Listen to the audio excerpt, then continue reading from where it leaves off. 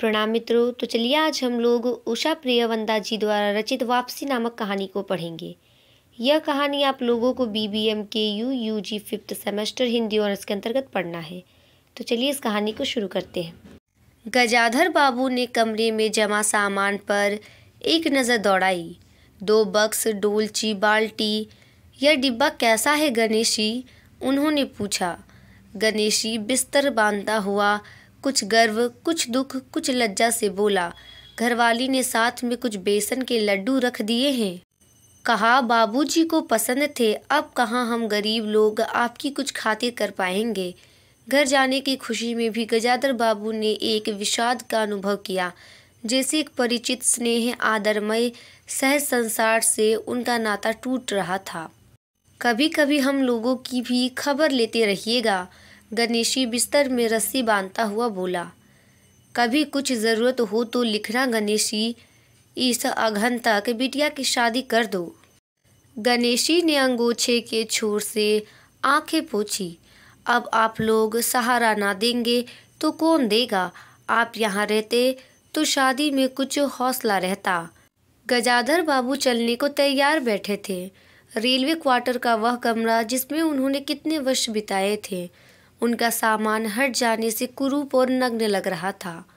आंगन में रोपे पौधे भी जान पहचान के लोग ले गए थे और जगह जगह मिट्टी बिखरी हुई थी। पर पत्नी बाल बच्चों के साथ रहने की कल्पना में यह बिछोह एक दुर्बल लहर की तरह उठकर विलीन हो गया। गजाधर बाबू खुश थे। 35 साल की नौकरी के बाद वह रिटायर होकर जा रहे थे। इन वर्षों में अधिकांश समय उन्होंने अकेले रहकर काटा था। उन अकेले क्षणों में उन्होंने इसी समय की कल्पना की थी जब वह अपने परिवार के साथ रह सकेंगे। इसी आशा के सहारे वह अपने अभाव का बोझ ढो रहे थे। संसार की दृष्टि से उनका जीवन सफल कहा जा सकता है। उन्होंने शहर में एक मकान बनवा लिया था। बड़े लड़के अमर और लड़की कांति की शादियां करती थी। 2 बच्चे ऊंची कक्षाओं में पढ़ रहे थे। गजाधर बाबू नौकरी के कारण प्रायः छोटे स्टेशनों पर रहे और उनके बच्चे तथा पत्नी शहर में, जिससे पढ़ाई में बाधा न हो। गजाधर बाबू स्वभाव से बहुत स्नेही व्यक्ति थे और स्नेह के आकांक्षी भी।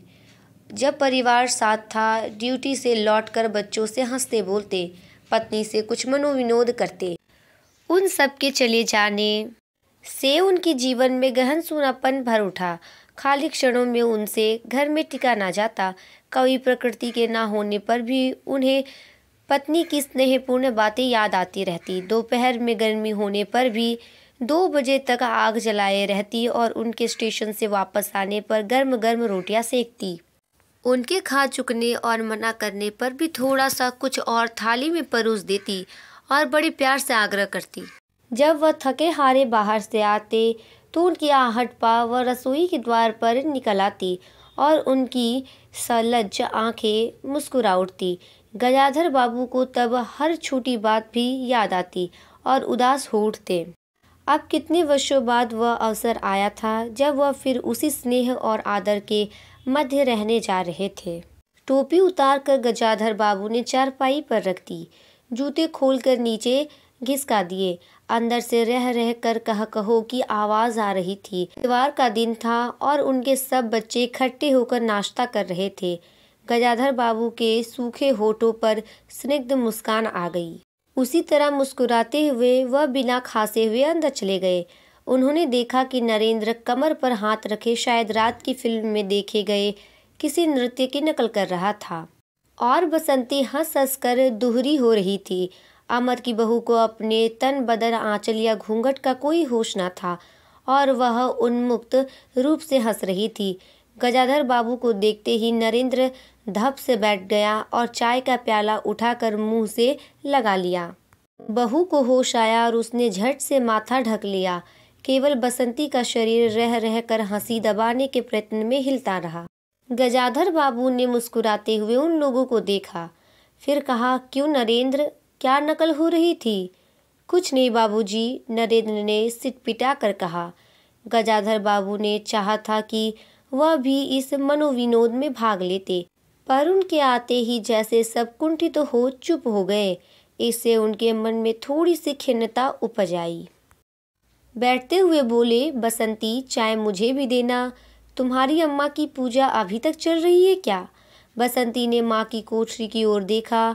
अभी आती ही होंगी और प्याले में उनके लिए चाय छानने लगी। बहू चुपचाप पहले ही चली गई थी। अब नरेंद्र भी चाय का आखिरी घूंट पीकर उठ खड़ा हुआ। केवल बसंती पिता के लिहाज में चौके में बैठी माँ की राह देखने लगी। गजाधर बाबू ने एक घूंट चाय पी, फिर कहा, बेटी चाय तो फीकी है, लाइए चीनी और डाल दूं। बसंती बोली, रहने दो, तुम्हारी अम्मा जब आएगी तभी पी लूँगा। थोड़ी देर में उनकी पत्नी हाथ में अर्घ्य का लोटा लिए निकली और अशुद्ध स्तुति करते हुए तुलसी में डाल दिया। उन्हें देखते ही बसंती भी उठ गई। पत्नी ने आकर गजाधर बाबू को देखा और कहा, अरे आप अकेले बैठे हैं, ये सब कहाँ गए? गजाधर बाबू के मन में फांस सी कसक उठी। अपने अपने काम में लग गए हैं, आखिर बच्चे ही हैं। पत्नी आकर चौक में बैठ गई। उन्होंने नाक भो चढ़ाकर चारों ओर जूठे बर्तनों को देखा, फिर कहा, सारे जूठे बर्तन पड़े हैं, इस घर में धर्म कर्म कुछ नहीं। पूजा करके सीधे चौक में घुसो। फिर उन्होंने नौकर को पुकारा। जब उत्तर ना मिला तो एक बार और उच्च स्वर में पुकारा। फिर पति की ओर देखकर बोली, बहू ने भेजा होगा बाजार। और एक लंबी सांस लेकर चुप हो रही। गजाधर बाबू बैठकर चाय और नाश्ते का इंतजार करते रहे। उन्हें अचानक ही गणेशी की याद आ गई। रोज सुबह पैसेंजर आने से पहले यह गरम गरम पूरियाँ और जलेबियाँ और चाय लाकर रख देता था।